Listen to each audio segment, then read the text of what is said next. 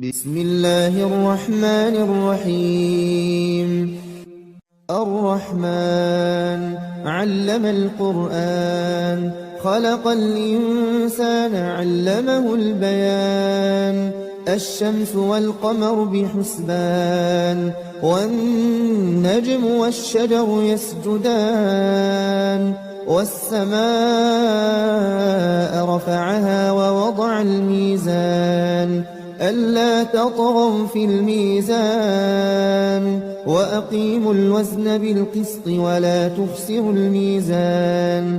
والأرض وضعها للأنام، فيها فاكهة والنخل ذات الأكمام. والحب ذو العصف والريحان، فبأي آلاء ربكما تكذبان. خلق الإنسان من صلصال كالفخار، وخلق الجان من مارج من نار. فبأي آلاء ربكما تكذبان. رب المشرقين ورب المغربين، فبأي آلاء ربكما تكذبان. مرج البحرين يلتقيان، بينهما برزخ لا يبغيان. فبأي آلاء ربكما تكذبان. يخرج منهما اللؤلؤ والمرجان، فبأي آلاء ربكما تكذبان. وله الجوار المنشآت في البحر كالأعلام، فبأي آلاء ربكما تكذبان. كل من عليها فان، ويبقى وجه ربك ذو الجلال والإكرام. فبأي آلاء ربكما تكذبان. يسأله من في السماوات والأرض كل يوم هو في شأن. فبأي آلاء ربكما تكذبان. سنفرغ لكم أيها الثقلان، فبأي آلاء ربكما تكذبان. يا معشر الجن والإنس إن استطعتم أن تنفذوا من أقطار السماوات والأرض فانفذوا، لا تنفذون إلا بسلطان. فبأي آلاء ربكما تكذبان. يرسل عليكما شواظ من نار ونحاس فلا تنتصران. فبأي آلاء ربكما تكذبان. فإذا انشقت السماء فكانت وردة كالدهان. فبأي آلاء ربكما تكذبان.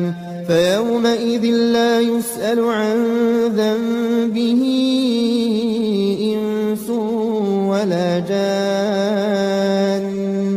فبأي آلاء ربكما تكذبان.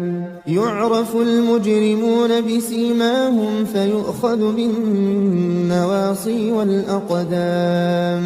فبأي آلاء ربكما تكذبان.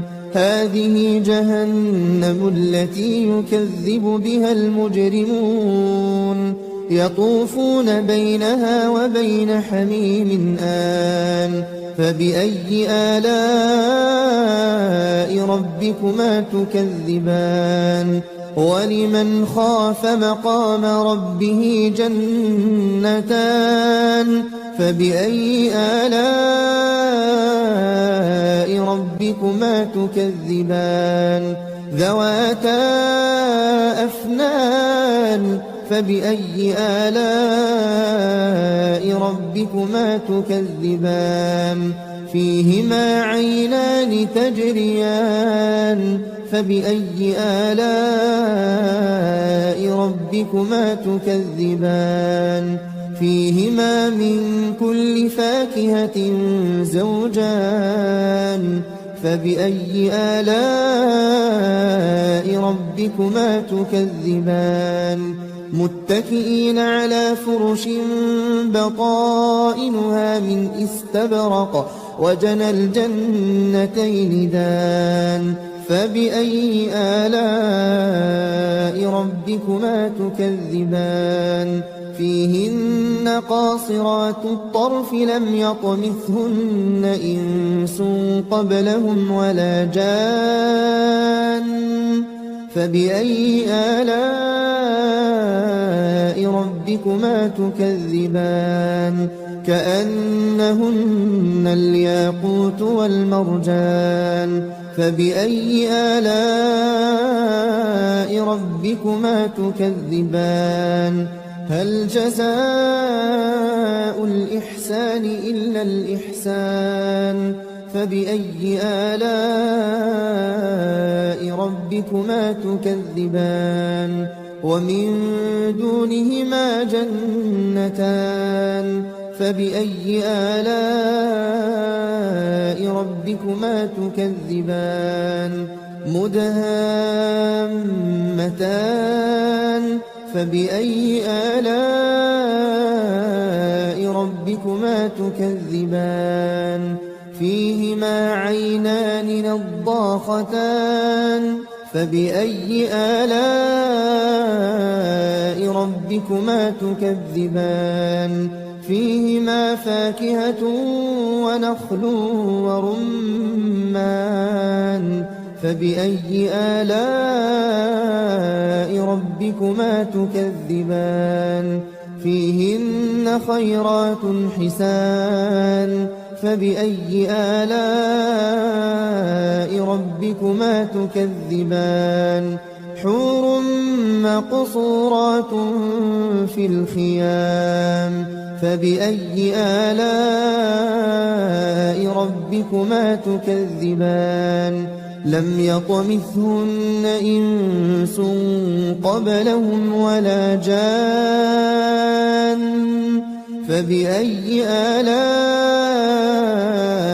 ربكما تكذبان متكئين على رفرف خضر وعبقري حسان فبأي آلاء ربكما تكذبان تبارك اسم ربك ذي الجلال والإكرام